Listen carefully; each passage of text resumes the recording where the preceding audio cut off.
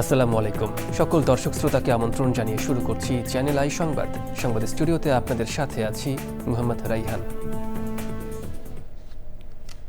বিস্তারিত সংবাদের শুরুতে জানিয়ে দিচ্ছি ফ্রেশ আটা ময়দা সুজি সংবাদ শিরোনামগুলো। অন্তর্বর্তী সরকারকে নিরাপদ প্রস্থান নিয়ে ভাবতে বিশিষ্টজনদের আহ্বান। কর্মকাণ্ডের বৈধতা রাজনৈতিক সরকার দেবে কিনা প্রশ্ন। দলগুলোকে জুলাই সনদের প্রাথমিক আলোচনার খসড়া দিয়েছে ঐক্যমত্য কমিশন। আইনি ভিত্তি চায় জামায়াত এনসিপি, পূর্ণ সনদ পেলে স্বাক্ষর করবে বিএনপি। বাংলার বাঘ রক্ষায় সচেতনতার বার্তা ছড়িয়েছে টাইগার রান 2025 মিনি ম্যারাথন। হাজারো মানুষের স্বতঃস্ফূর্ত অংশগ্রহণ। এবং সবুজে সাজাই বাংলাদেশ স্লোগানে পঞ্চগড়ে প্রকৃতি ও জীবন ক্লাবের সবুজায়ন উৎসব। স্বাগত জানিয়েছেন বিশিষ্টজন সহ স্থানীয়রা।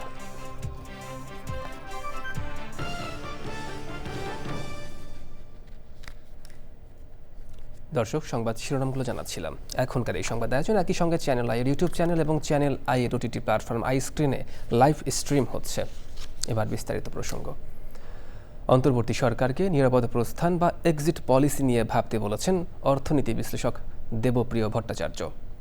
এই সরকারের কাজের বৈধতা রাজনৈতিক সরকার দেবে কিনা সেই প্রশ্ন তুলেছেন এই অর্থনীতিবিদ। রাজনৈতিক গবেষণাপত্র উন্মোচন অনুষ্ঠানে অতিথিরা দীর্ঘ সময় ধরে অরাজনৈতিক সরকারের নেতিবাচক প্রভাব নিয়ে আলোচনায় বলেন, এই সরকার নিরপেক্ষ নয়, ফলে তাদের দীর্ঘ সময় থাকা উচিত নয়। পান্থ রহমান জানাচ্ছেন বিস্তারিত। গণতান্ত্রিক উত্তরণ, অন্তর্বর্তীকালীন সরকারের মেয়াদ ও সংখ্যানুপাতিক নির্বাচন বাংলাদেশ ও বৈশ্বিক প্রেক্ষিত বিষয়ে গবেষণা। ২৬ দেশের উদাহরণ নিয়ে করা গবেষণায় দেখানো হয়, কোনো দলের সংখ্যাগরিষ্ঠতা না পাওয়া, রাজনৈতিক দলগুলোর প্রতি অনাস্থা, গণ অভ্যুত্থান, সামরিক অভ্যুত্থানের কারণে আসা অন্তর্বর্তীকালীন সরকারের গড় মেয়াদ ১০ মাস ৩ সপ্তাহ। বর্তমান সরকার যে যাবেন, তারা যে কাজকর্মগুলো করেছেন, আগামী সরকার সেইগুলোকে সম্পূর্ণভাবে বৈধতা দিবে কি না, এই বিষয় কিন্তু এখনও সামনে রয়ে গেছে, বিশেষ করে সংস্কার এবং ইত্যাদির বিষয়ে। সেহেতু যে কোনো অন্তর্বর্তীকালীন সরকার, যে কোনো তত্ত্বাবধায়ক সরকার সর্বদা তার নিষ্ক্রমণ পদ্ধতি সম্বন্ধে চিন্তা করা উচিত। এই সরকারকেও সেটা করার সময় এসে গেছে, এক্সিট পলিসি চিন্তা করার সময় এসেছে। এই অন্তর্বর্তীকালীন সরকার নিউট্রাল সরকার না, আই রিপিট। তাদের একটা বিশেষ দলের প্রতি তাদের এক ধরনের নেক নজর আছে, প্রধান উপদেষ্টা নিজের আছে। আমি শুধুমাত্র ক্যাবিনেটের কথা বলছি না, এমনকি এখনও দুজন উপদেষ্টা আছেন যাদেরকে আমরা very much align to a specific party আমরা দেখতে পাচ্ছি। তো এরকম একটা সরকার যেটা নিরপেক্ষ না, যা নিরপেক্ষ থাকার কথা ছিল, সেই সরকারটা আসলে কেন আর লম্বা সময় থাকবেন?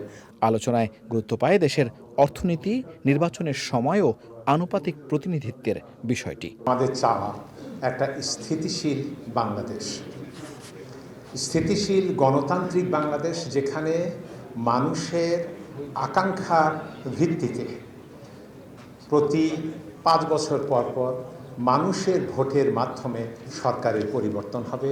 আমার এই সরকারকে সিন্দাবাদের ভূত বলে মনে হয়। কাঁধে তো উঠে বসেছে, নামাবেন কীভাবে এটা ভাবেন আগে, কারণ ওনারা বসে এত আরাম পেয়ে গেছে যে আর নামতে চায় না। এখন ওনাদের লক্ষ্য হলো, যদি আমি 2 দিনও বেশি থাকতে পারি, তাহলে 2 ফাইলে সিগনেচার করা যাবে, ওই সিগনেচার থেকে কিছু আসবে। মব ভায়োলেন্স ও খুনের উদাহরণ টেনে বাংলাদেশ প্রসঙ্গে গবেষণায় বলা হয়, দেশের অর্থনৈতিক, সামাজিক এবং আইন শৃঙ্খলা পরিস্থিতির অবনতি হয়েছে। পান্থ রহমান, চ্যানেল আই, ঢাকা। প্রাথমিক আলোচনার খসড়া রাজনৈতিক দলগুলোকে হস্তান্তর করেছে জাতীয় ঐক্যমত্য কমিশন। জামায়াত এনসিপি সহ সমমনা দলগুলো জুলাই সনদের আইনগত ভিত্তি চাইলেও বিএনপি বলেছে, সংবিধান সংক্রান্ত বিষয় আগামী জাতীয় সংসদে পাশ হতে হবে। বিএনপি জানিয়েছে, পূর্ণাঙ্গ জুলাই সনদ পেলে স্বাক্ষর করবে দলটি। জান্নাতুল বাকিয়া কেকার রিপোর্ট। রাজনৈতিক দলগুলোর সাথে জাতীয় ঐক্যমত্য কমিশনের 22তম দিনের আলোচনা। বৈঠক চলাকালে রাজনৈতিক দলগুলোকে প্রাথমিক আলোচনার খসড়া হস্তান্তর করে কমিশন। বিএনপি বলছে, 6টি সংস্কার কমিশনের 826টি প্রস্তাবের মধ্যে 650টি প্রস্তাবে একমত BNP. It is contract in between nation, in between people and the political parties and the stakeholders. তা আমি মনে করি সেটা বাস্তবায়নের জন্য একমাত্র জায়গা হবে জাতীয় সংসদ। বিফোর দ্যাট অধিকাংশ সংস্কার প্রস্তাব তো এখনই বাস্তবায়ন হয়ে যাচ্ছে। এদিন বৈঠকে আলোচনার জন্য 6টি বিষয় নির্ধারিত থাকলেও বেশিরভাগ সময় সংসদে নারীর প্রতিনিধিত্ব নিয়েই আলোচনা হয়। নারী আসন বৃদ্ধি করতে হবে এবং সরাসরি ভোটে 100 আসন হবে। জুলাই সনদ ও জুলাই ঘোষণাপত্র নিয়ে অনিশ্চয়তা তৈরি হয়েছে বলে উল্লেখ করে এনসিপি, জামাতে ইসলামী সহ সমমনা দলগুলো। জুলাই সনদ বাস্তবায়নে আইনগত বিষয়টি খতিয়ে দেখতে আইনজীবীদের সাথে আলোচনার কথা জানায় জামাত। আইনি ভিত্তির সাথে এবং সাথে সাথে বাস্তবায়নযোগ্য এমন একটা জুলাই সনদ আমরা জাতীয় নাগরিক পার্টি এনসিপির তরফ থেকে আমরা দাবি জানিয়েছি। আর আমাদের প্রশ্ন হচ্ছে, যদি আইনগতভাবে ভিত্তি দেওয়া যায় তাহলে দিবেন না কেন? তাহলে মতলব আছে যে আপনি এটা করবেন না। আমরা মতলববাজির নির্বাচন তো আমরা চাই না। সন্ধ্যায় প্রধান উপদেষ্টার সাথে সাক্ষাৎ করে সাংবাদিকদের সাথে কথা বলেন জাতীয় ঐক্যমত্য কমিশনের সহসভাপতি doctor Ali Riaz.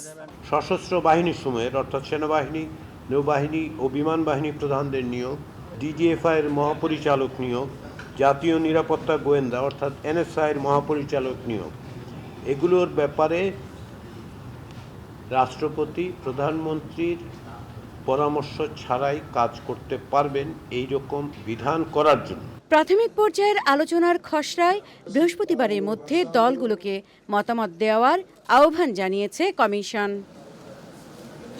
Jannatul বাকিয়া Keka, channel I, Dhaka.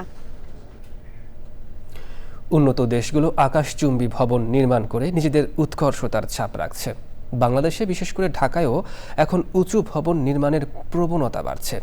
সংশ্লিষ্টরা বলছেন, জায়গা স্বল্পতা ছাড়াও বাণিজ্যিক সহ বেশ কিছু কারণে সুউচ্চ ভবনের নির্মাণ বাড়ছে। সঠিক নিয়ম মানা হলে সুউচ্চ ভবন নির্মাণে সমস্যা দেখছে না রাজুক। মঈন হোসেনের ভিডিওচিত্রে নাজিব বেগের রিপোর্ট। 1999 সালে মালয়েশিয়ার রাজধানী কুয়ালালামপুরে দুটি সুউচ্চ টাওয়ার নিয়ে নির্মিত পেট্রোনাস টুইন টাওয়ার সবার মাঝে কৌতূহল সৃষ্টি করে। তাইওয়ানের জিনে শহরে 2004 সালে তাইপে 101 নির্মিত হওয়ার আগ পর্যন্ত বিশ্বের উঁচু ভবনের স্বীকৃতি ছিল পেট্রোনাসের। তবে এখন বিশ্বের সবচেয়ে উঁচু ভবন 163 তলার দুবাইয়ের বুর্জ খলিফা। ঢাকাতেও উঁচু ভবন নির্মাণের প্রবণতা বাড়ছে। বর্তমানে 500 ফুট উচ্চতার বেশ কয়েকটি বাণিজ্যিক ভবনের নির্মাণ কাজ চলছে। এর মধ্যে 40 তলার পিনাকেল টাওয়ারের নির্মাণ কাজ শেষ পর্যায়ে। এছাড়া 38 তলার ঢাকা টাওয়ার, 41 তলার এসকেএস স্কাই রিচ, 39 তলার এমজিআই টাওয়ার এবং 45 তলার টিএ টাওয়ারের কাজও চলছে। কেবল টিএ টাওয়ারটি মালিবাগে, আর বাকিগুলো তেজগাঁ গুলশান লিংক রোডে। ঢাকার মতো একটা হাইলি ডেন্স পপুলেটেড এরিয়াতে এখন বর্তমান যুগে হাই রাইজটা একটা লাক্সারি আইটেম না, এটা অনেকটা নেসেসিটি। একটা হাই রাইজের এফেক্টই হবে আফটার এফেক্ট, এই জিনিসটা অ্যাকচুয়ালি আরেকটু স্টাডি করে পরবর্তী হাই রাইজগুলো করা উচিত। জায়গার স্বল্পতা, তারপরে মনে করেন ডিসেন্ট্রালাইজ না, আমাদের সব কিছু সেন্ট্রালাইজ। হয়তো কমার্শিয়াল বিল্ডিং সবাই চিন্তা করছে আমার গুলশানে আমার অফিসটা হতে হবে, সেই জন্য সবাই ওইখানেই হয়তো আপনার চাহিদা অনুযায়ী এই বহুতল ভবনগুলি নির্মাণের চিন্তা করছে। সিভিল এভিয়েশন থেকে হয়তো ওই জায়গাগুলিতেই হাইট দেওয়া হয়েছে, আর আরও অনেক জায়গা আছে যেখানে সিভিল এভিয়েশনে হাইট নাই বা হয়তো মাস্টার প্ল্যানে কমার্শিয়াল জোনটা দেখানো হয় নাই। রাজুক বলছে, সুউচ্চ ভবন নির্মাণে সমস্যা নেই, তবে সেটি হতে হবে যথাযথ নিয়ম মেনে। বিল্ডিংয়ের জন্য যে যতগুলো ডিজাইন প্ল্যান দরকার, যেভাবে তাদেরকে জায়গা ছাড়তে হবে, কত বড় রাস্তার পাশে তারা কী পরিমাণ ফাঁক পাবে, কত বড় বিল্ডিং করতে পারবে, এগুলো কিন্তু সব আমাদের বিধির মধ্যে আছে। যদি নিয়মের মধ্যে হয় তাহলে অবশ্যই দেশ উপকৃত হবে, সবাই হবে। তবে কেউ নিয়মের ব্যত্যয় ঘটালে রাজুক ব্যবস্থা নেবে বলে জানান তিনি। নাজিব বেগ, চ্যানেল আই, ঢাকা। সাহসিকতা ও শক্তিমত্তায় পৃথিবীখ্যাত বাংলার বাঘ রক্ষায় সচেতনতার বার্তা ছড়িয়েছে টাইগার রান 2025 মিনি ম্যারাথন। হাজারো মানুষের স্বতঃস্ফূর্ত অংশগ্রহণে প্রাণবন্ত হয়ে ওঠে ম্যারাথন।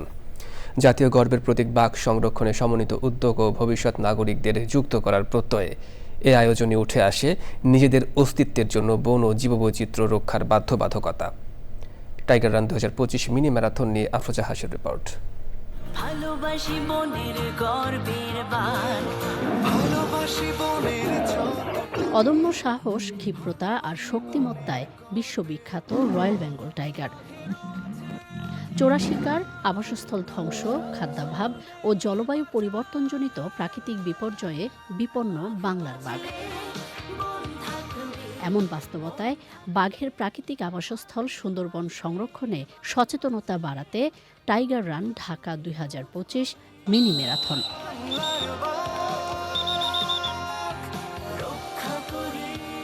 কাকডাকা ভোরে ধরিত্রী রক্ষার দায়বোধ থেকে হাজার প্রাণের মিলন মেলায় পরিণত হয় পুরো হাতির ঝিল।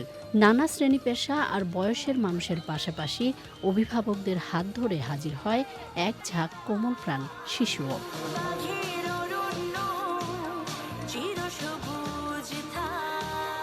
শুধু দেশেই নয়, আন্তর্জাতিক অঙ্গনেও সুন্দরবন ও বিপন্ন বাঘসহ জীববৈচিত্র্য এবং পরিবেশ রক্ষার বার্তা ছড়িয়েছে মিনি ম্যারাথন।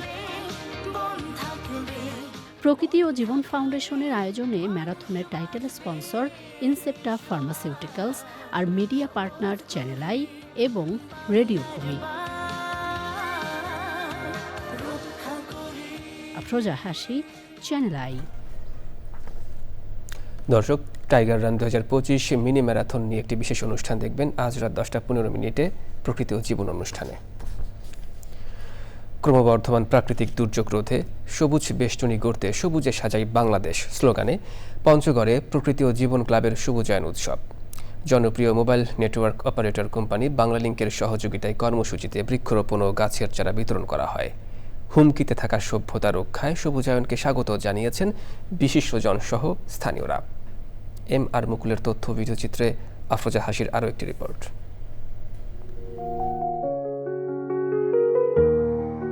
সময়ের সাথে পাল্লা দিয়ে বাড়তে থাকা জনসংখ্যার বাড়তি চাহিদা পূরণে চাপ বাড়ছে পরিবেশ প্রতিবেশে। বনভূমি উজাড়ের পাশাপাশি ধ্বংস হচ্ছে জীববৈচিত্র্য। এমন বাস্তবতায় মানুষকে সবুজায়নে যুক্ত করতে বাংলালিংকের সহযোগিতায় পঞ্চগড়ে প্রকৃতি ও জীবন ক্লাবের সবুজ বেষ্টনী গড়ার উদ্যোগ। সবুজে সাজাই বাংলাদেশ এই প্রতিপাদ্যে পঞ্চগড় জেলায় বৃক্ষরোপণ কর্মসূচি পালন করেছে প্রকৃতি জীবন ক্লাব।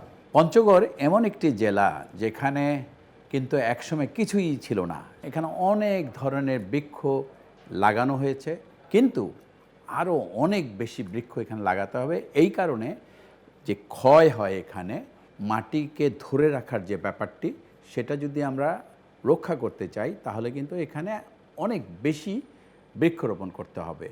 আসুন সবাই মিলে এই পঞ্চগড় জেলাকে আমরা ভালো রাখার জন্য আরও বৃক্ষরোপণ করি এই বর্ষায়।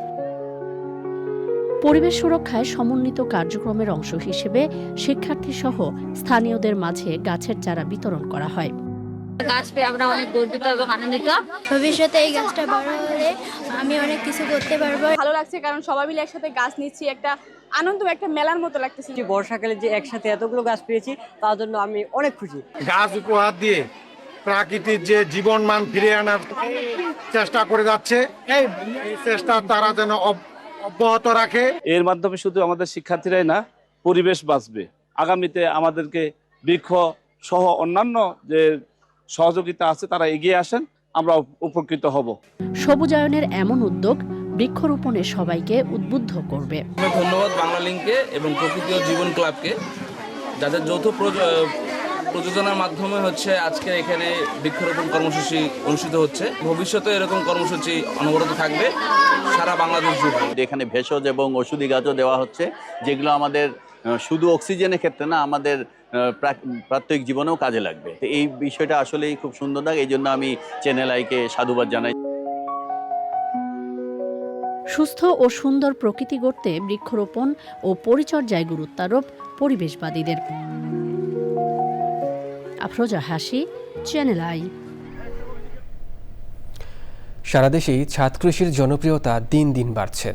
নগর জীবনের অনেকেই এখন নিজের ছাদে গড়ে তুলছেন সবুজের আয়োজন। ফলে নাগরিক যান্ত্রিকতার ভেতরেও মিলছে নিরাপদ খাদ্য, একটু সবুজের আশ্রয় আর মানসিক প্রশান্তি। ঢাকার বনশ্রী আবাসন এলাকার এক সফল ছাদ কৃষি নিয়ে বিস্তারিত জানাচ্ছেন শাইখ সিরাজ। ঢাকা মহানগরের বনশ্রী আবাসিক এলাকা। এখানে অবসরপ্রাপ্ত সরকারি কর্মকর্তা নাজমুল ইসলাম এবং তার স্ত্রী ফেরদৌসী গুলবাগ দম্পতির 7তলা ভবনের ছাদে 3 স্তরে গড়ে উঠেছে দৃষ্টিনন্দন এক ছাদ কৃষি। ঢাকা শহরের ইট, কাঠ, পাথর আর কংক্রিটের এই যে যান্ত্রিকতার মাঝে এই ছাদে আসলে একটা প্রশান্তি খুঁজে পাওয়া যায়। 2019 সাল থেকে পুরোপুরি মনোযোগ দেয়া এই ছাদ কৃষিতে রয়েছে পরিকল্পিত ব্যবস্থাপনার ছাপ। ফুল, সবজি আর মৌসুমি ফল মিলে শহরের বুকে যেন এক টুকরো গ্রাম। আমি নিজে একটা পরিকল্পনা করি যে আমার এখানে ফুল, ফল এবং পাশাপাশি হাঁটার স্পেসও রাখতে হবে, ওয়াকওয়ে রাখতে হবে। কি কি সবজি করেন আপনি ছাদে? ঢেঁড়স, টমেটো শীতের সিজনে, তারপরে এখন আছে কলমি শাক, বেগুন আছে। বাবা, আপনার পাশেরটা তো এটা একটা অরণ্য দেখছি। অরণ্য, হ্যাঁ। এরা অবশ্য পুরোটা জায়গাটাই এরা বাগান করছে, পুরো জায়গাটা এদের। বাড়িটা নিশ্চয়ই অনেক শীতল থাকে। হ্যাঁ, প্রত্যেকটা বাড়িতেই তো কম বেশি আছে। সবাই এখন আগের চাইতে অনেক সচেতন, তাই না? হ্যাঁ, সবাই চেষ্টা করে। তবে এই উদ্যোক্তা মনে করেন নগরে এমন সবুজকে ধরে রাখতে দরকার পরিকল্পিত সেবা ব্যবস্থা চালু করা। আমরা ভালো পরামর্শ পাই না। আমাদের যদি প্রত্যেক এলাকা বেসড যদি কৃষি কর্মকর্তা থাকতো বা একটা তথ্য কেন্দ্র বা পরামর্শ কেন্দ্র থাকতো, আমরা কিন্তু ওখান থেকে ফোন করে স্যার এই পরামর্শগুলো নিতে পারতাম। নাজমুল ইসলামদের হাত ধরে আজ নগরের উপরের স্তর পরিণত হয়েছে সবুজে। এই ছাদ জুড়ে থাকা ফল, মূল আর শাকসবজি জানান দেয় নগরও হতে পারে প্রাণ স্পন্দনে ভরপুর। এমন একটি সবুজে ঘেরা টেকসই নগরী আমাদের প্রত্যাশা। ঢাকার বনশ্রী থেকে শাইখ সিরাজ, চ্যানেল আই। এ নিয়ে বিস্তারিত প্রতিবেদন দেখবেন আজ বেলা 3:05 হৃদয়ে মাটি ও মানুষের ডাক অনুষ্ঠানে। দর্শক দেখছেন চ্যানেল আই সংবাদ। এবার বিরতি, আর বিরতির পর জানিয়ে ফিরছি। সিরিজের পঞ্চম ও শেষ টেস্টে মুখোমুখি ভারত ইংল্যান্ড। খেলতে পারছেন না বেন স্টোকস ও ঋষভ পন্ট।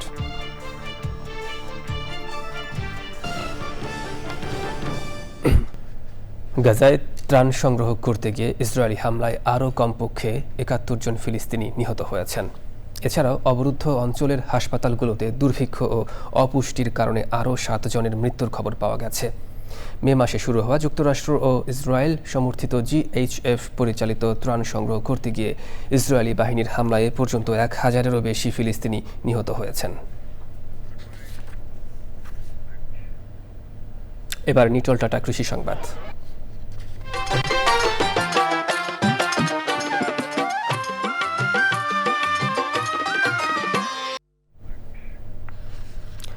মৌসুমে প্রয়োজনীয় বৃষ্টিপাত না হওয়ায় এবার অনেক চাষিকে সেচ দিয়ে পাট আবাদ করতে হয়েছে। এতে পাটের ফলন নিয়ে আশঙ্কা দেখা দিয়েছিল। তবে পরিবর্তিতে ভালো বৃষ্টিপাত হওয়ায় উৎপাদন লক্ষ্যমাত্রা ছাড়িয়ে যাবে বলে আশা কৃষক ও কৃষি বিভাগের।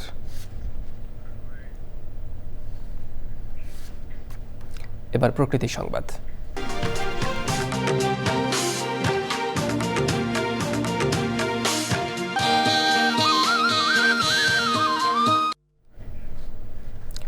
ভয়াবহ জলবদ্ধতায় সীমাহীন দুর্ভোগে নড়াইল পৌরবাসী। অভিযোগ, অপরিকল্পিত নগরায়ন এবং পানি নিষ্কাশন ব্যবস্থা না থাকায় নাকাল জনজীবন। সমস্যা সমাধানে পরিকল্পিত ড্রেনেজ ব্যবস্থা গড়তে স্বেচ্ছাশ্রমের পাশাপাশি কর্তৃপক্ষের কাছে সহযোগিতার আহ্বান জানিয়েছে পৌরবাসী। এবার খেলার খবর।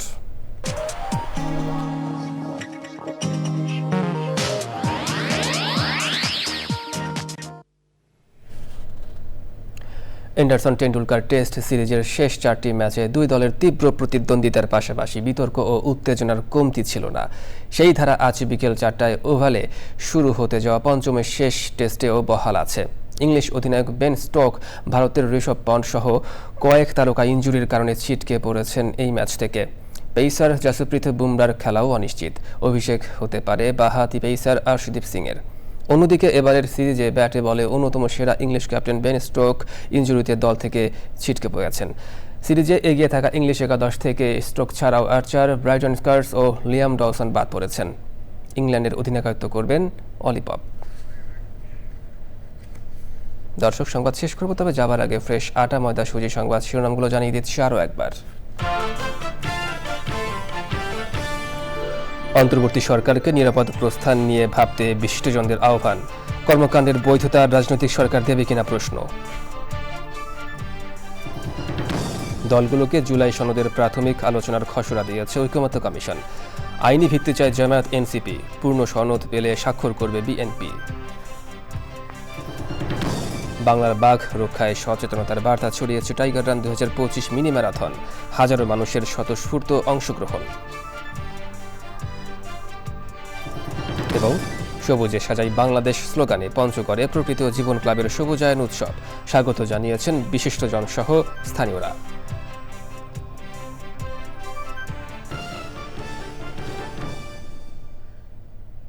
দর্শক, চ্যানেলের সংবাদ এখনকার মতো এ পর্যন্তই। এতক্ষণ সঙ্গে থাকার জন্য ধন্যবাদ সবাইকে।